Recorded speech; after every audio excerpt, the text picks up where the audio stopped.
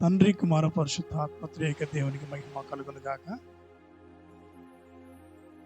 గతించిన 2 మాసములు దేవుడు మనల్ని కాచి కాపాడి ఈ 2026వ సంవత్సరం ఈ మార్చి 1వ తేదీన ఈ రీతిగా దేవునికి మహాకృపను బట్టి మనమందరము సజీవుల సంఖ్యలో ఉండి దేవుని గణపరిచిన కృపను ధన్యతను ప్రభు మనకు అనుగ్రహించుటకై ప్రభుకే స్తోత్రం కలుగును గాక.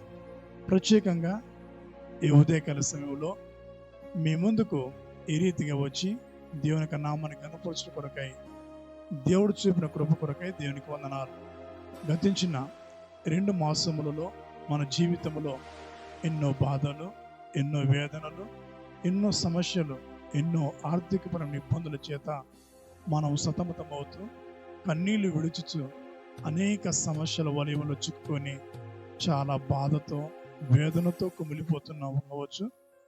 క్రీస్తునందు ప్రియ దేవుని యొక్క జనాంగమా, ఈ ఉదయకాల సమయంలో నీ జీవితంలో ఎదుర్కొనేటువంటి సమస్యలు, నీ బ్రతుకులో అనుభవిస్తున్న నిందలు, నీ శరీరంలో అనుభవిస్తున్న రోగము, నీ మానసికంగా నీవు ఎంతో బాధతో వేదనతో కుమిలిపోతూ కన్నీళ్లు విడుచుచు నా జీవితంలో నెమ్మది లేదు, సంతోషం లేదు, సమాధానం లేదు, ఆరోగ్యం సరిగా కుదుటపడలేదని అనేక ఆర్థిక ఇబ్బందుల చేత, అనారోగ్య సమస్యల చేత బాధతో వేదనతో కన్నీళ్లు విడుస్తున్నావేమో, ఈ ఉదయకాల సమయం పరిశుద్ధాత్మ దేవుడు ఒక వాగ్దానం చేస్తున్నాడు.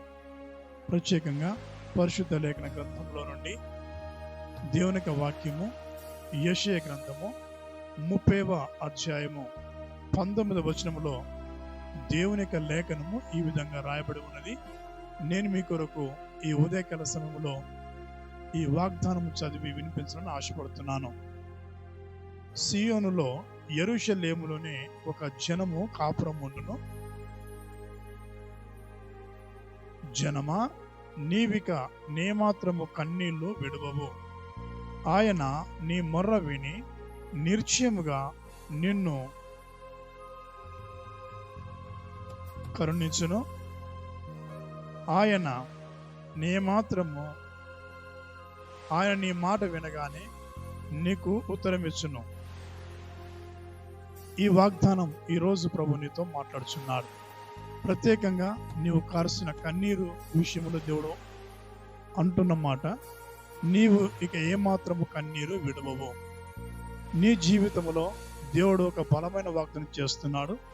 గతించిన దినములలో నీ జీవితంలో ఎదుర్కొన్న సమస్య, నీ బ్రతుకులు అనుభవించిన బాధలన్నింటినీ దేవుడు విడిపించి, నువ్వు కారుస్తున్న కన్నీరుని దేవుడు విడిపించి, నీ కన్నీరును దేవుడు తుడవబోతున్నాడు.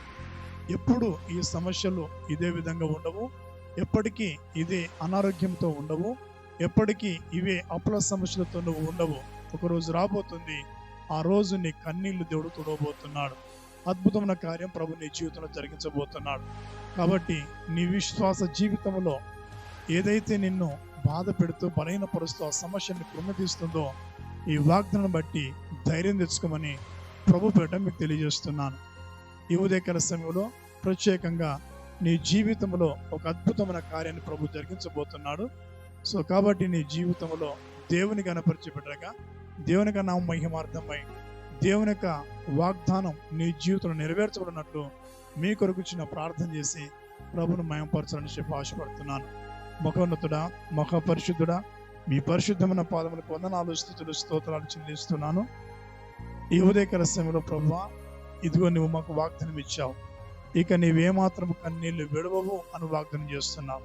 ప్రభువా, నిబిడలు ఏ విషయంలో కన్నీరు విడుస్తూ బాధతో వేదనతో కుమిలిపోతున్నారో ఒక్కసారి మీ బిడ్డలు మీరు దయతో కనికరించండి, మీరు కృప చూపించి దీవించండి.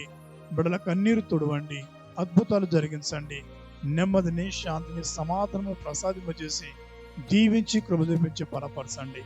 ఘనత, మహిమ, ప్రభావం మీరే పొందుకోమని యేసుప్రభుడి ప్రార్థన సమర్పిస్తున్నాము తండ్రి, ఆమేన్.